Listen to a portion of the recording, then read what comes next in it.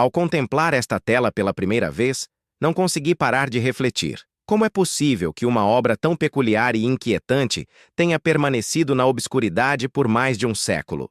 Ao investigar o assunto, descobri que ela não faz parte de nenhum acervo museológico público, nem é citada nos livros de arte mais tradicionais. Assim como outras pinturas que exploramos neste canal, ela permanece oculta em uma coleção particular. É daquelas peças que, ao serem descobertas, nos dão a sensação de ter encontrado um segredo.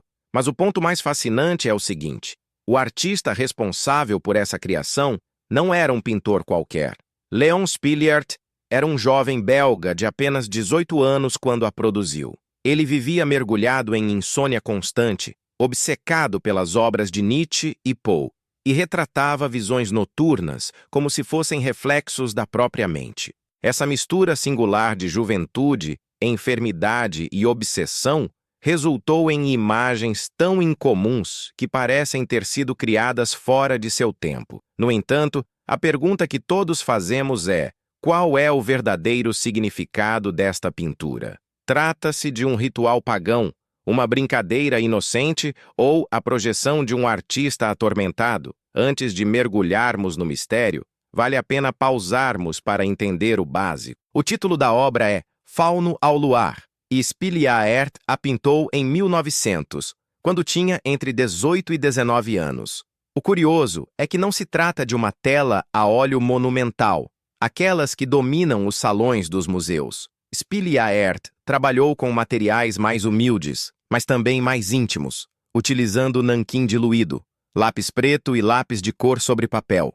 O resultado é algo situado entre o desenho e a pintura, um híbrido que reflete perfeitamente o espírito experimental com o qual o artista iniciou sua carreira. Em termos de dimensões, é surpreendentemente modesto, mede apenas 49 por 63 centímetros. Em outras palavras, se você o tivesse à sua frente, não ocuparia mais espaço do que uma folha de papel grande. Ainda assim, dentro desses limites reduzidos, um universo inteiro e estranho se desdobra.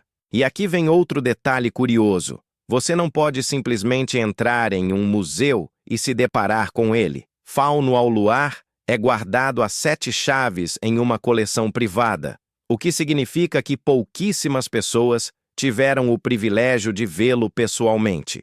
Ele já apareceu em exposições temporárias, como a retrospectiva da Royal Academy em Londres em 2020 ou no Musée d'Orsay em Paris no ano seguinte. Mas fora dessas ocasiões, ele desaparece novamente dos olhos do público. Se observarmos atentamente o que Spiliaert criou, o primeiro elemento que chama a atenção é a composição. No centro, vemos um fauno, aquela criatura mitológica metade homem, metade bode, tocando suas flautas. Ele não está sozinho, é acompanhado por um rebanho de cabras que o seguem em silêncio, como se estivessem enfeitiçadas pela música. Acima deles, a lua cheia domina o céu, banhando a cena com uma luz pálida e fria. Tudo foi disposto de forma a guiar o olhar do espectador. Do brilho lunar, descemos para o fauno e finalmente perdemos a vista nas sombras das cabras. Spiliert optou por uma paleta quase monocromática. Não há tons vivos nem vermelhos ou azuis intensos. Apenas pretos, cinzas e brancos, com variações sutis. Essa escolha não é por acaso. O contraste marcante entre a escuridão do campo e a luminosidade da lua transforma a cena em algo quase fantasmagórico. É como se estivéssemos olhando para um negativo fotográfico, uma versão invertida do mundo real. Para compreender o motivo de Spiliaert ter pintado algo tão singular, precisamos voltar no tempo.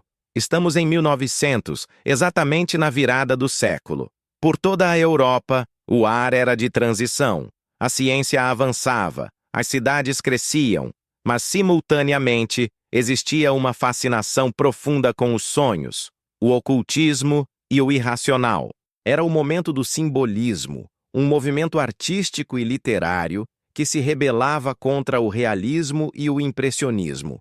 Enquanto alguns pintores buscavam capturar a luz e o cotidiano, os simbolistas queriam o oposto: olhar para dentro, para a mente, para o mistério. E Spiliert era parte dessa onda. Olhando ao redor, as conexões são claras. Naquele mesmo ano, Freud publicou A Interpretação dos Sonhos, abrindo as portas para um novo mundo onde o inconsciente se tornava o protagonista.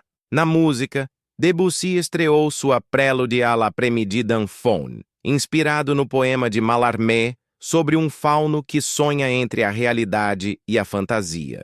Na literatura, Edgar Allan Poe ainda moldava uma geração inteira com seus contos sombrios e melancólicos, enquanto Nietzsche desafiava a moral tradicional com sua filosofia provocadora. Spiliart absorveu tudo isso.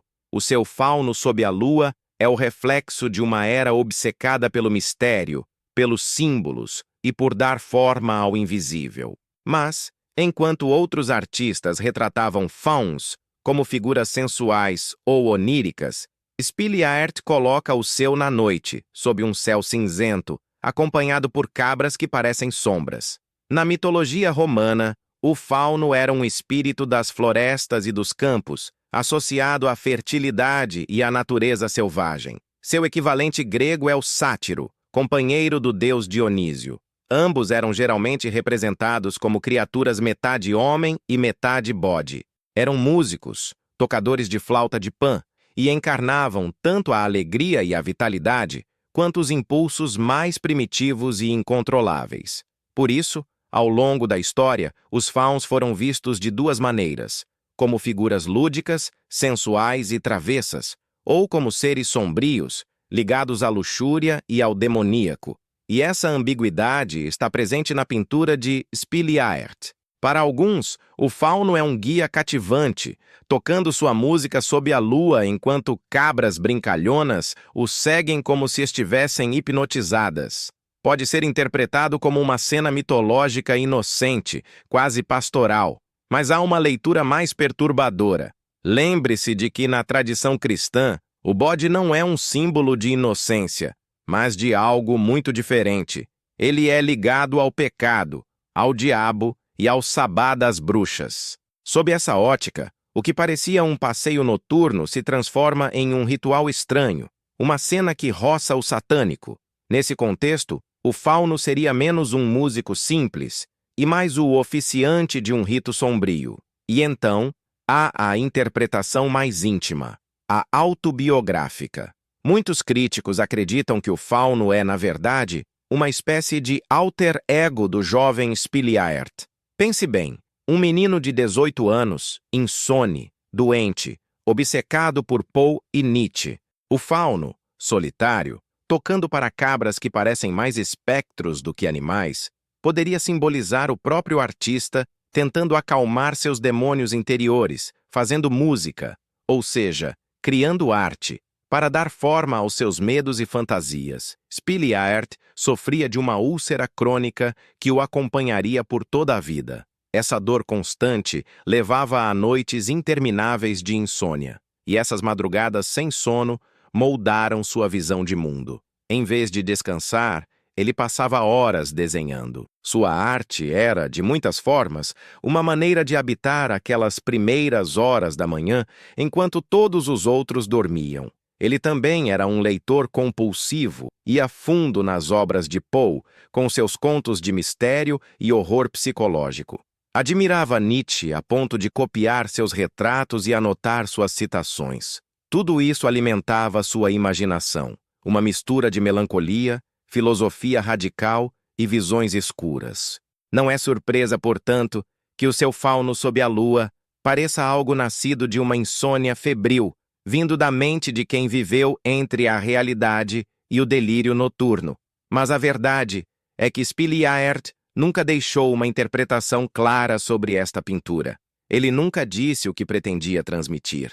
Então, hoje, mais de 100 anos depois, cabe a nós decidir o que vemos ali. Uma brincadeira mitológica, um ritual perturbador ou o retrato íntimo de um jovem lidando com seus próprios demônios. Adoraria ler sua opinião nos comentários. Como você interpreta esta pintura? Não se esqueça de deixar o seu like e se inscrever no canal para mais conteúdos como esse. Até breve.